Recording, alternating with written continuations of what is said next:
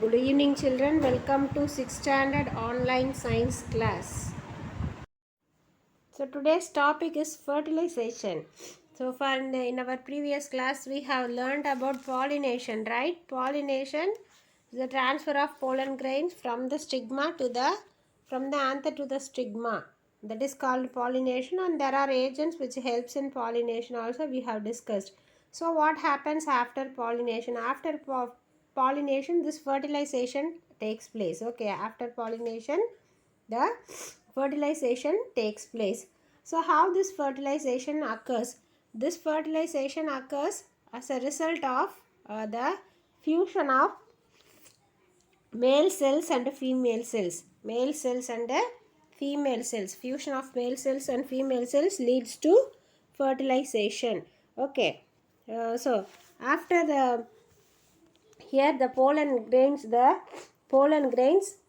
the pollen tube. Pollen grains develop the pollen tube, and this pollen tube travels down travel down, and one of the actually this pollen grains has two male cells. The pollen grains has two male cells. So this pollen grains has two male cells. The two cells after pollination they develop a tube. Okay, pollen tube, and this pollen tube will travel to the female cell, and the female cell is present in uh, the female cell is present in the where in the ovary. Okay, it is actually only one cell, a single cell. Okay, though one of this male cell will unite with the female cell, and a new plant is arised. A new cell is arised. Okay, because from that new cell a new plant arises. So this is called fertilization. Do you understood, children? So the pollen grains develop a tube, and through the tube travels to the where they travels to the ovule. In the ovule the female cells are present.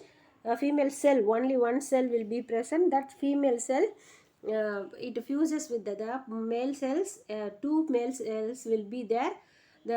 Among the two, one will be fused with the female cell, and this is as a result of fusion a single cell arises, a single cell grows, and this single cell will develop into a new plant.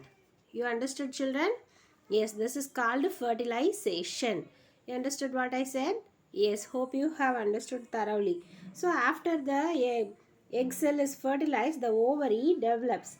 After the fertilization, the ovary develops into fruit. The ovary develops into fruit, and the ovules present inside the ovary, that is developed into seed. Okay, so actually the ovary will be developed into fruit, and ovule will be developed into seed. And the what happens to the stamen, style, stigma, petals and all? They gradually dry and fall off. They gradually dry and fall off. The sepals also shrink and fall off. Okay, sepals also shrink and fall off. But in some cases such as cotton and brinjal, in which they persist after fertilization. Okay, they persist after fertilization. See, look at here.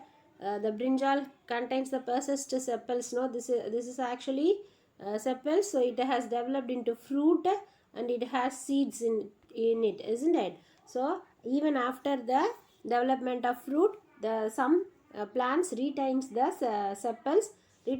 sepals. Okay, so that is called as persistent sepals.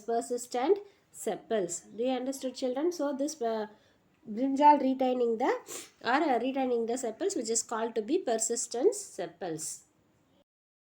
So we have studied about the fertilization. So after fertilization we have studied that the ovary will become fruit, and the ovules will become seed, isn't it? So the main use of this fruit is for to preserve the seed. Okay, the fruit will preserve the seed, and after ripening it will attract the animals. Through animals it will seed will disperse and the new plant will be arised. Okay, if not by animals, even by abiotic factors like water, air, light, etc., will also help in the dispersal of seeds,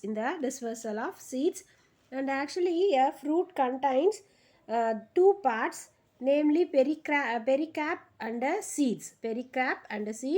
You know the seed, you know the thing which is present inside the fruit, am I right? So a seed and the remaining things are called as pericarp. Okay, pericarp,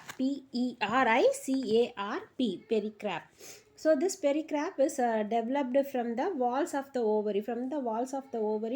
The pericarp can be divided into three parts. One is epicarp, mesocarp, endocarp. Epicarp, mesocarp and endocarp. Okay, children.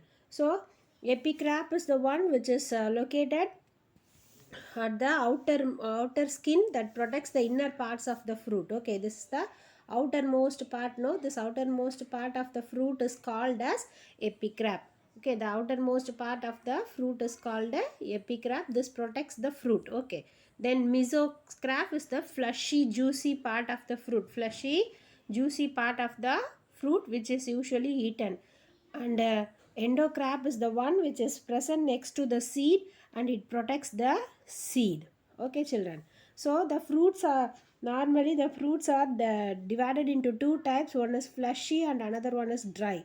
In fleshy fruits such as mango, tomato, grape, either the mesocarp or both mesocarp and endocarp are fleshy. Okay, they are fleshy and they are eatable one. Whereas in the case of dry fruits such as peas, rice, maize and all, no, this mesocarp or endocarp will not be fleshy and they are dry.